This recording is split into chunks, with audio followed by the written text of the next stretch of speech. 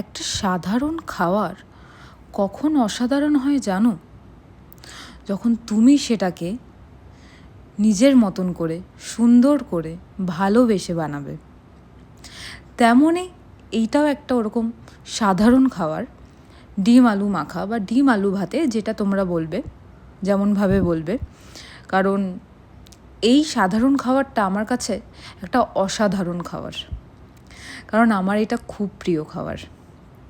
সে ঠান্ডায় বলো বা গরমে বলো, এই ডিম দিয়ে আলু মাখাটা অসাধারণ লাগে আমার। মাঝে মাঝে আমি পেঁয়াজ ভেজে শুকনো লঙ্কা দিয়েও বানাই, আর মাঝে মাঝে কাঁচা লঙ্কা, কাঁচা পেঁয়াজ, কাঁচা সর্ষের তেল দিয়েও বানাই। কারণ এই খাবারটা আমি সব কিছুর সাথে খেতে পারি, যেমন ঘি দিয়ে, ডাল দিয়ে, বা শুধু ভাত মেখেও খেতে পারি।